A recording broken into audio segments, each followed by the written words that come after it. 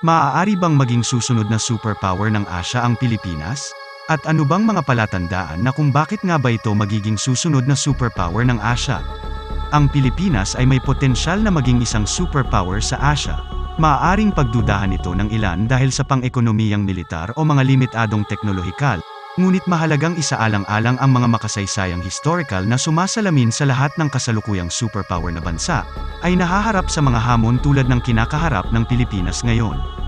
Ngunit may posibilidad na ang Pilipinas ay nasa landas na maging susunod na superpower ng Asia batay ito sa nangyayari sa ngayon, na kung saan ang Pilipinas ay gumagalaw sa direksyon ng pagiging susunod na superpower ng Asia.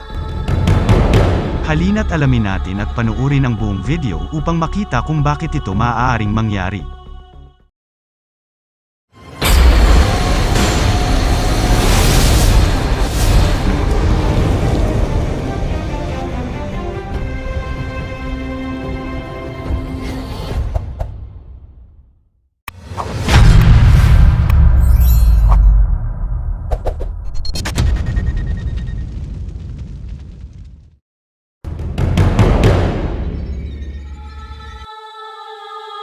Marahil ang ilan sa atin ay nag-iisip na imposible ito kahit sa ilang milyong taon, ngunit isaalang-alang ang bansang Singapore noon, na ito ay minsan ang napagdaanan ang kahirapan na mas grabe pa sa sitwasyon kaysa sa Pilipinas na humarap sa mga katulad na hamon ng bansa. Ngunit kung titingnan ang kalagayan ng Singapore ngayon ay nalampasan na nito ang mga hamon at naging isa sa pinakamayamang bansa sa mundo. Kaya bakit hindi ito magawa ng Pilipinas? Kung ating matatandaan na ang Pilipinas ay minsang tinawag na tigre ng Asya.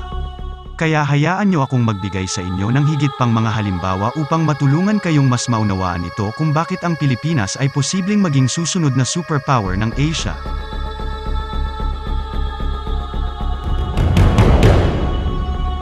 Noong 1869, ang Amerika ay pilit bumabangon mula sa isang nakakakilabot na digmaang sibil, ngunit noong 1969 ay nalampasan nito ang mga pagsubok at naging isa sa pinakamakapangyarihang bansa sa buong mundo na may maraming kakayanan at kapangyarihan, maging ang mga pagpapalipad ng mga astronaut sa buwan ay nagagawa na nito.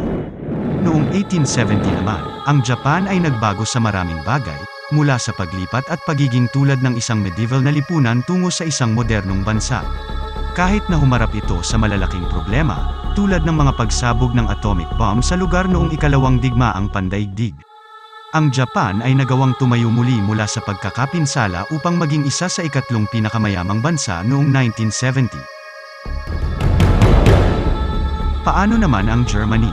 Ang Germany ay dumaan din sa mga pagsubok at kasama sa mga bansang mahihirap sa panahong iyon hanggang 1871, ngunit naging matatag pa rin ito sa kabila ng pagkatalo noong unang digmaang pandaigdig at nagdusa ng husto sa ikalawang digmaang pandaigdig.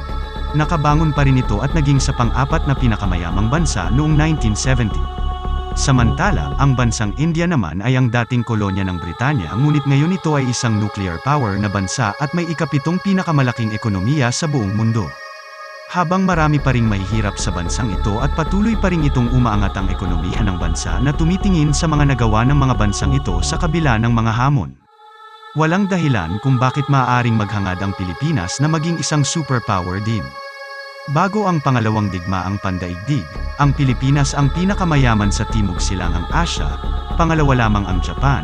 Ang Maynila ay madalas ikumpara sa mga lungsod sa Europa at tinawag pa itong Paris of Asia, dahil sa katulad nitong anyo. Ipinagmamalaki ng lungsod ang mga modernong amenity tulad ng pinakabagong mga tram at infrastruktura na katulad ng Amerika noong panahong iyon.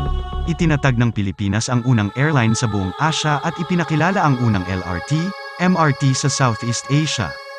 Ang kasaganaan nito ay nakakaimpluwensya pa sa mga kalapit na bansa tulad ng South Korea na may nagsasabi na ang mga highway at expressway ng South Korea ay inspirasyon ng mga nasa Pilipinas matapos ang pagbisita ng presidente ng South Korea.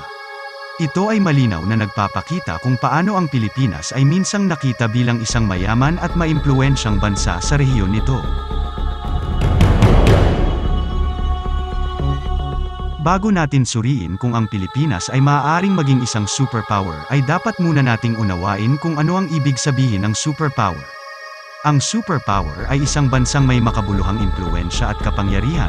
Sa pandaigdigang saklaw ay nagtataglay ito ng malakas na kakayahan sa militar na lakas ng ekonomiya ng pagsulong ng teknolohiya at impluwensyang pampulitika na nagpapahintulot dito na hubugin ang mga internasyonal na takot at kontrolin ang ibang mga bansa.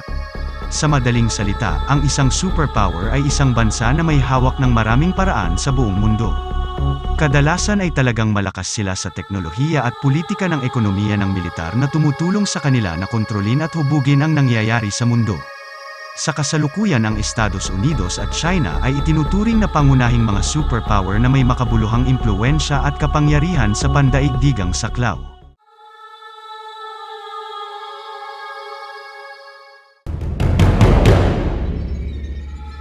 Sa panahon ni Jose Rizal bago ang Pilipinas sa matagumpay na pandaigdigang kalakalan, ay naging mas matagumpay ito sa buhay at isa sa pinakamayamang lipunan sa Asya. Ang yaman nito ay nagmula sa pangangalakal ng mahahalagang materyales sa buong mundo, at ang Pilipinas ay may mga koneksyon sa iba't ibang panig ng mundo upang masaksihan ang pag-angat nito pagdating sa teknolohiya.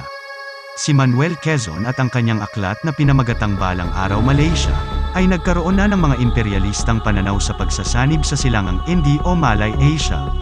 Ngayon, ang Pilipinas, Malaysia, Indonesia, Singapore, at Brunei sa panahon ng pamumuno ni Manuel Quezon sa Pilipinas, ipinagpatuloy ng Pilipinas ang kanyang 1800s na pag-unlad ng industrial na revolusyon. Ngunit sa pagkakataong ito sa malawak na pagbabangko sa merkado sa atin bilang isang Commonwealth ng Amerika, ito ay kabilang sa pinagmumula ng kaguluhan sa mga magsasaka ng US laban sa Pilipinas, pinalitan nila ang batas para bigyan ng kalayaan ang kolonya at tanggalin ang sarili sa mga Pilipino. Sa kabila nito, ang Pilipinas ay patuloy na naging isang makapangyarihang militar at makapangyarihang pang-ekonomiya sa Asya pagkatapos ng ikalawang digmaang pandaigdig. Noong 1968, tinangka ni Ferdinand Marcos na sakupin ang bansang Malaysia na hango sa aklat ni Manuel Quezon na pinamagatang Someday Malaysia. Ayon sa datos ng Pandaigdigang Bangko, ang ekonomiya ng Pilipinas ay nakaranas ng makabuluhang paglago. Mula 1964 hanggang 1982, ang taunang pagtaas ng GDP mula 5 bilyon hanggang 37 bilyong dolyar.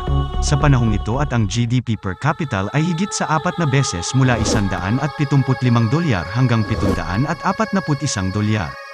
Ang pag-abot sa pinakamataas na punto sa kasaysayan ng Pilipinas, sa kabila ng mga hamon tulad ng mataas na pandaigdigang mga rate ng interes sa ekonomiyang pag-urong at pagtaas ng presyo ng langis, ang Pilipinas pa rin ang namamahala sa taunang GDP per capita growth rate na umabot ng 5.8%.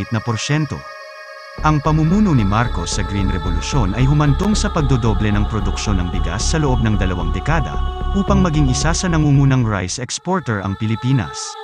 Ngunit sa unang pagkakataon sa ika-20 siglo, ang ekonomiya ng Pilipinas ay nagbago at bumagal ang pag-angat nito, noong iba na ang namumuno at pinalitan ang mga pulisiya ng bansa.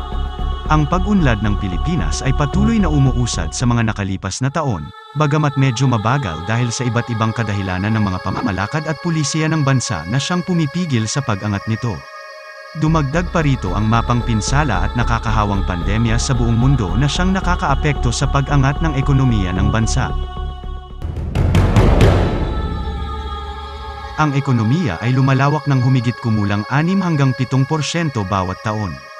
Ginagawa itong isa sa pinakamabilis na paglaki sa Timog Silangang Asya na magkakaibang ekonomiya. Ang Pilipinas ay may maraming iba't ibang bahagi sa kanyang ekonomiya, tulad ng paggawa ng mga bagay na nagbibigay ng mga serbisyo sa pagsasaka, mga turismo at iba pa. Ang sektor ng serbisyo at paglago ng bansa ay malaki ang naiambag sa paglago ng ekonomiya. Lalo na ang mga bagay tulad ng mga call center, manggagawang Pilipino sa ibang bansa para magpadala ng mga pera sa Pilipinas, at ang malawak na turismo na napakahalaga para kumita at lumikha ng mga trabaho sa mga mamamayang Pilipino. Mahalaga ito para sa paggalaw ng pera sa Pilipinas, kahit na lumalaki ang ekonomiya ay marami pa ring mahihirap na problemang dapat harapin. Batid ng pamahalaan na ang pagkakaroon ng magandang infrastruktura ay mahalaga, para mapanatiling maayos ang ekonomiya at mapabuti ito. Kaya naman gumagawa sila ng malalaking proyekto tulad ng Build Build Build program para ayusin at bumuo ng bagong infrastruktura sa buong bansa. Ang mga proyektong ito ay sinadya upang gumawa ng mas maraming trabaho na makakuha ng mas maraming pera na dadaloy at makaakit ng mas maraming mamumuhunan sa katagalan. Ang pagkakaroon ng sapat na infrastruktura ay napakahalaga upang makapang-akit ng mga negosyo at mamumuhunan sa bansa, kaya naman ang gobyerno ng Pilipinas ay kasalukuyang namumuhunan sa mga proyektong pang-infrastruktura. Ngayon, narito ang isang mahalagang tanong, ang Pilipinas ba ay papunta na sa pagiging isang malaking player ng Asia? Upang malaman, tingnan natin kung ano ang hinuhulaan ng mga eksperto tungkol sa kung paano lalago at uunlad ang bansa sa susunod na 15 taon. Sa 2040 ang Pilipinas ay naglalayo na magkaroon ng pinakamalaking sistema ng pagsasaliksik sa agrikultura sa Asia. Ang Ahensya ng Kalawakan ng Pilipinas ay pinapanatili ang space program ng bansa at nilalayo nitong magpalipad ng pangalawang satellite nito sa 2040 na may mga planong pumunta ito sa Mars. Ang Pilipinas ay lumilipat mula sa pag-asa sa pagsasaka tungo sa pagtutok sa mga serbisyo at pagmamanupaktura sa ekonomiya nito na nakita ang makabuluhang paglago na may average na 6% taon-taon mula noong 2010. Ang plano sa pagsulong ng mga instrumento sa loob ng 20 taon at ito ang pinakamalaking producer ng mga DSP chips sa mundo na gagawin ng Texas Instrument Plan, na kung saan ang lahat ng mga chips na ginagamit sa Nokia cellphone at 70% ng mga chips na ginagamit sa mga cellphone sa buong mundo ay gagawin sa bansa. Ang pagmimina sa Pilipinas at pagkuha ng mga masaganang mineral at geothermal na mapagkukunan ng enerhiya sa pamamagitan ng plano nito sa 2040 na bumuo ng 3,000 megawatts ng kuryente mula sa geothermal sources. Higit pang mga likas na reserbang gas na matatagpuan sa isla ng Agham ay gagamitin para sa pagbuo ng kuryente. Ang mga deposito ng ginto, nickel, tanso, at palladium ng bansa ay inaasahang magiging pinakamalaking pagluluwas ng mineral sa mundo mula sa Pilipinas ay inaasahang aabot sa $8 bilyong sa 2040. Nilalayo ng bansa na maging matibay na pandaigdigang producer ng nickel at ang pangalawang pinakamalaking producer ng cobalt sa oras na iyon. Paggawa at pagkukumpuni ng barko, ang Pilipinas ay isang malaking contributor sa industriya ng paggawa ng barko sa mundo na nagho-host ng 118 rehistradong shipyards noong 2021. Sa 2040, inaasahang magiging pangalawang pinakamalaking bansa sa paggawa ng barko sa turismo sa mundo. Ang turismo ay isang mahalagang sektor para sa ekonomiya ng Pilipinas. Ang industriya ng paglalakbay at turismo ay mag-aambag ng 10% sa GDP ng bansa sa 2024. Ang turismo sa baybayin na sumasaklaw sa mga aktibidad sa mga tabing dagat at pagsisid sa ilalim, ay bubuo ng 25% ng kita ng turismo ng Pilipinas. Kabilang sa mga sikat na destinasyon sa mga turista ang Boracay, Palawan, Cebu, at Surigao. Sa 2040, ang Pilipinas ay magiging pangalawang pinakamahusay na destinasyon ng turista sa mundo, at tatanggap ito ng 15 milyong turista sa 2040.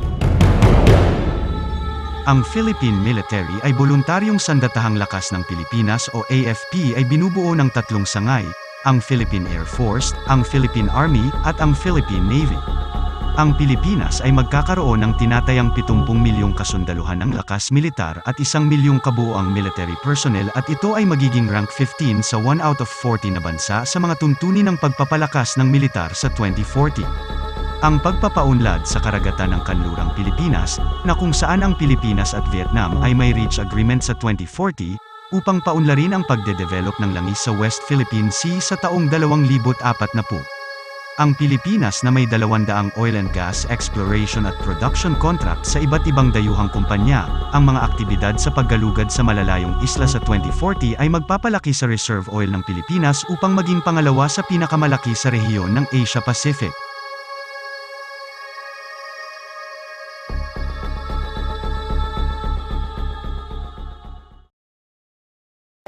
Sana may napulot kayong aral sa mga topic natin ngayon, tungkol sa kung papaano magiging susunod na superpower ang bansang Pilipinas. Ito po ang iyong lingkod Abscale Treasure. Huwag kalimutang mag-subscribe, share at mag-like, pakikalimbang na rin ang bell para updated ka sa mga susunod nating mga videos. Hanggang sa muli, salamat!